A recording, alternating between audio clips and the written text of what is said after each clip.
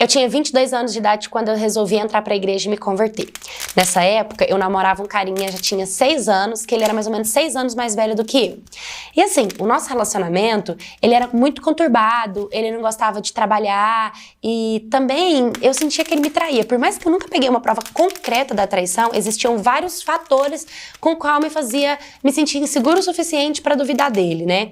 E nessa época, eu queria seguir à risca as coisas da igreja e tal, e ele não queria vir comigo, o que eu achei um excelente motivo para terminar com ele, né? Aproveitei a situação e botei um fim nesse relacionamento. Daí em diante, eu já estava na igreja, eu me converti de uma forma muito genuína e eu quis seguir certinho as coisas, as doutrinas, os mandamentos, fazer tudo bonitinho. Então eu decidi que eu não ia mais me relacionar sexualmente com ninguém, que eu ia esperar o casamento para ter relação sexual com o meu marido. O tempo foi passando e eu sempre ali na igreja, sempre muito dedicada, sempre muito fiel, sempre fazendo as minhas coisas. Só que assim, nada, sabe? Ninguém se interessava por mim, ninguém me achava bonita, ninguém gostava de mim. Eu era muito bonita, sabe? Eu era um mulherão, tinha um corpão, gostosa mesmo, sabe? E aí eu fui começando a ficar, tipo, revoltada com toda aquela situação. Eu queria me envolver, eu queria ter relação.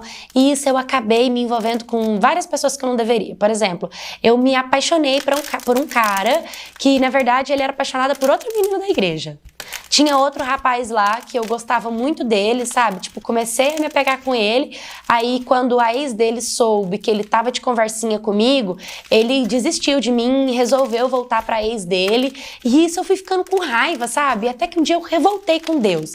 Eu amo Deus, eu amo a igreja, eu amo tudo isso. A minha revolta era de ficar ali, me guardando, esperando, perdendo o meu tempo esperando alguém, enquanto, tipo, eu tava ali me guardando e Deus não tava me dando uma resposta.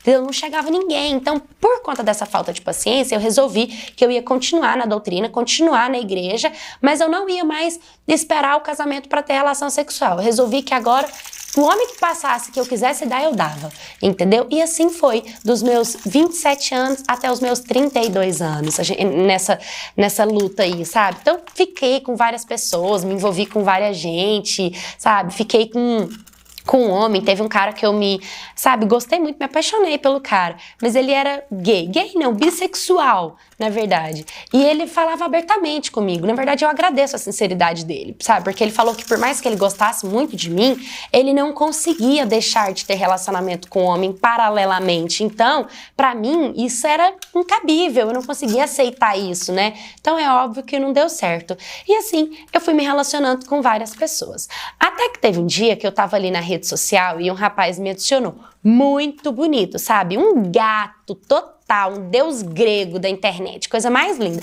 A gente começou a conversar, só que ele morava em outra cidade, o que pra mim não era problema algum, porque eu, como sempre fui uma menina muito trabalhadora e sempre tive uma condição financeira boa do meu trabalho, eu poderia me dar ao luxo de ir na cidade dele, passar um final de semana pra gente poder ter relação sexual, né? E foi o que eu fiz. Fui pra lá e fui passar o final de semana lá na cidade dele. Ele ainda morava com a mãe e ele estava desempregado na época. E quando a gente ficou, assim, eu me apaixonei perdidamente por ele, sabe? E assim foi todo o nosso relacionamento. Durante 2 anos nós namorávamos à distância e todas as vezes era eu que arcava com todos os custos de passagem, de hotel, de viagem, de comida, tudo, sabe? Porque ele estava desempregado, era uma fase que ele estava passando e eu amava bastante ele. Então tava tranquilo. Até que um dia ele me liga porque ele tinha brigado com a mãe dele, ele tinha discutido com a mãe dele mandou ele embora de casa, eu não sabia o que fazer, então ele veio morar na minha casa. Detalhe, fui eu que paguei a passagem para ele poder vir para o meu estado, eu arquei com a mudança dele. E assim ele veio morar dentro da minha casa.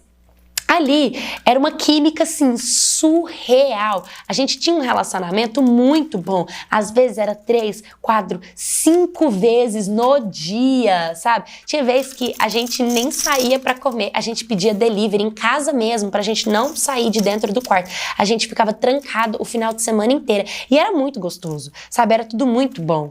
Visto que a gente já tava nesse relacionamento, eu já tinha encontrado alguém que eu amasse, que me amava, que tava tudo fluindo com naturalidade, eu claro, sempre muito fiel com Deus, decidi que estava na hora de nós casarmos. Decidi que estava na hora da gente, tipo, de eu consertar com Deus ali, né? E arrumamos tudo pro nosso casamento. Enfim, a gente pegou e se organizou. Só que o tempo foi passando e eu comecei a perceber que ele era muito acomodado.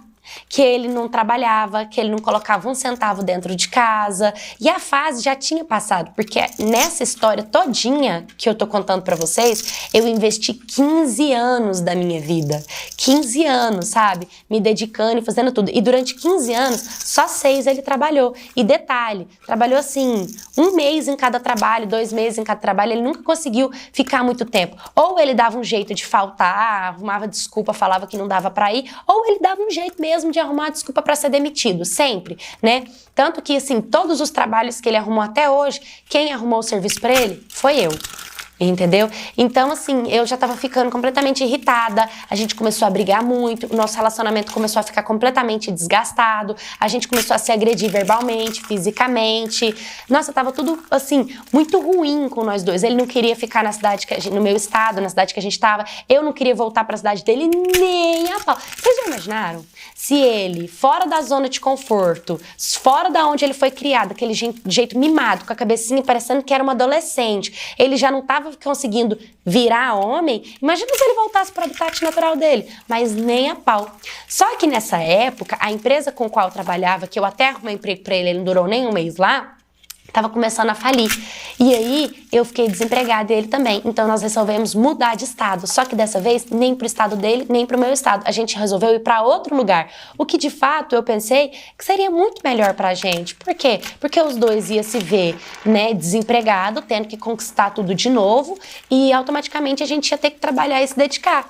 E quando a gente chegou nesse estado, acontece que não tive um pingo de atitude dele em nada. E aí, como o nosso relacionamento, ele já tava desgastado, a gente já tinha brigado, a gente já tava mal acostumado ali com aquelas tretas, com ele nunca trabalhar com a acomodação dele, as brigas vieram cada vez mais fortes e mais frequentes, exatamente pelo fato dele não fazer nada pra tentar ajudar a gente a sair daquela situação. Parece que se não fosse eu, não era ninguém, sabe? Aí a gente começou a brigar muito, ficar muito irritado, brigar, e eu decidi pôr um ponto final nessa história. Depois de 2 anos, eu resolvi pôr um ponto final nessa história e acabar com todo o nosso relacionamento. Mas vocês acham que ele quis sair de casa? Não, de jeito nenhum. Dizendo ele que a casa que a gente estava morando era nossa e que ele não ia sair de lá. Então ele continuou morando lá e eu também, só que a gente separado. E eu, né, de pouco a pouco tentando me reerguer. Até que ele foi e arrumou uma namorada, uma condição financeira até que estável também, sabe? Pra poder bancar a vida dele, né? Porque de mim ele não tava conseguindo nem R$1. Só que aí, como ele não quis sair da casa, eu virei pra ele, encurralei ele e falei, ó, de 2 ou 1. Ou você ajuda a pagar metade das contas, porque ele estava namorando com outra, morando na minha casa, usando água, luz, internet, energia, mas não dava R$1 para pagar as contas. Falei, ou você me ajuda a pagar metade das contas para você permanecer dentro da casa, ou ó, pode caçar seu rumo que eu não quero você aqui. E é claro que ele teve que ir embora, né, gente? Por quê? Porque ele não ia conseguir arcar com as despesas, porque ele não gosta de trabalhar, ele é preguiçoso. Então, automaticamente, ele teve que pegar tudo dele e voltou para casa da mãe dele. Aí ele pegou e voltou pra casa da mãe dele. Ele e a namorada dele não duraram nem 2 meses, né? De certo ela percebeu aonde ele tava se metendo, não deve ter aguentado o rojão que era ter um relacionamento com ele. E hoje eu tô aqui. Confesso que eu ainda tô infeliz, sabe? Tipo, ele foi embora, eu terminei, eu tirei essa carga das minhas costas, mas eu ainda preciso me reerguer, eu preciso encontrar uma luz no fim do túnel, sabe? Eu me sinto desestimulada pra isso, me sinto um pouco triste, sinto que muitas das vezes eu não terminei com ele, não quis terminar com ele pelo sentimento de fracasso, sabe? Pelo sentimento de não ter conseguido, de não ter alcançado o meu objetivo, que era encontrar alguém que realmente me desse valor. E por mais que eu separei, que eu tinha esse medo, hoje é um sentimento que eu carrego, sabe? É um sentimento de fracasso, é um sentimento que eu gostaria de mudar, que eu gostaria de tirar de cima de mim. E eu venho contar a história que muitas das vezes a gente faz as coisas do jeito que a gente quer, mas talvez se eu tivesse esperado, também não tinha caído na onde que eu tô. Tô aqui querendo me reerguer com a esperança de que eu ainda vou conseguir. Oi, minha Cats, tudo bem com vocês? Um detalhe dessa história que ela conta é que ela descobriu, depois que era casada com ele, que antes deles casarem, casarem, ele só tinha trabalhado uma vez na vida. Ou seja, ele não era uma pessoa que demonstrava ser trabalhadora desde o início. Mas não foi algo que ela observou, porque como ela era uma mulher trabalhadora independente, ela não esperava que isso fosse ser um problema para ela, né? E é onde nós mulheres muitas vezes nos enganamos. A gente pensa que porque a gente trabalha, a gente é independente, a gente tem o nosso dinheiro, a gente pode ficar com quem a gente quiser, que a gente vai ser feliz. E de fato a gente vai ser mesmo. Mas se você quer um casamento e você quer alguém que esteja ali, não para você bancar, e sim uma pessoa que vai te ajudar, uma pessoa que também vai arcar com alguns custos, que também vai ser o seu parceiro ali financeiramente, é interessante. Então fica de exemplo, principalmente para nós mulheres independentes.